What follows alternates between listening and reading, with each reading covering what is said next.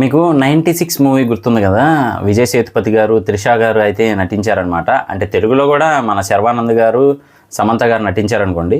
So ఇక తమిళ్ వర్షన్కి తెలుగు వర్షన్కి ఒక అమ్మాయి అయితే స్కూల్ లైఫ్లో నటించారు కదా 96లో, లవ్ స్టోరీ.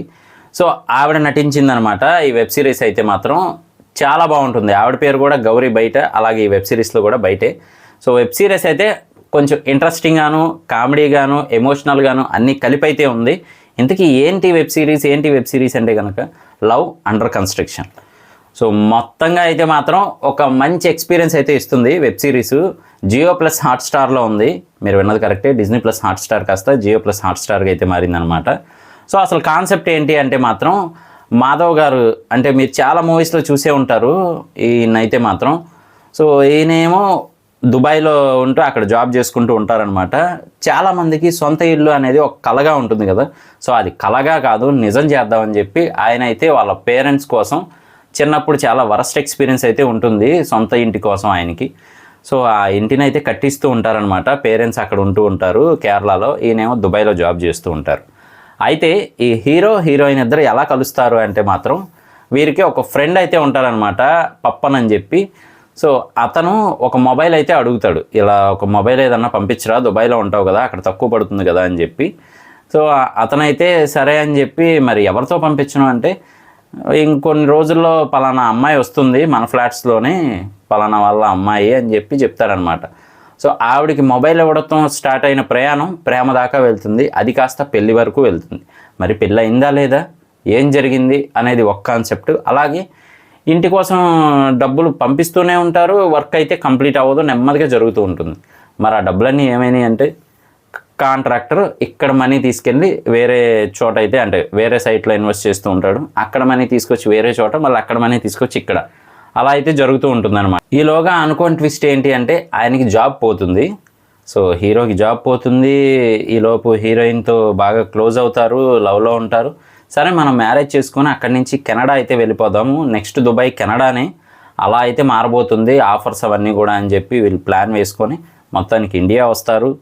ఇండియా వచ్చిన తర్వాత పేరెంట్స్ని కలిసి మొత్తం అంతా విషయం చెప్పటము, కాకపోతే వాళ్ళకి వీళ్ళకి నచ్చకపోవటం, ఇదంతా జరుగుతూ ఉంటుంది.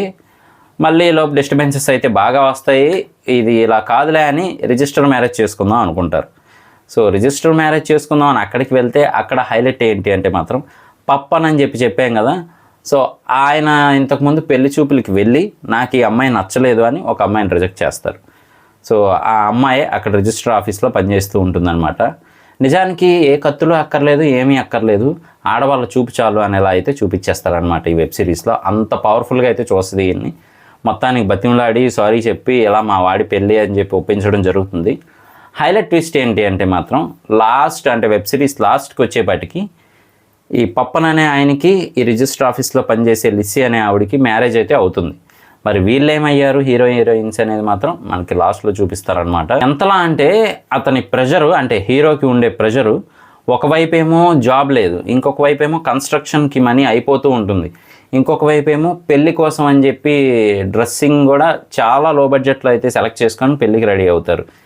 కానీ ఈలోపే మీరు కట్టిన బిల్డింగ్ అంతా కరెక్ట్గా లేదు, దాన్ని కూల్చేయాలి అని చెప్పి చెప్తూ ఉంటుంది అనమాట.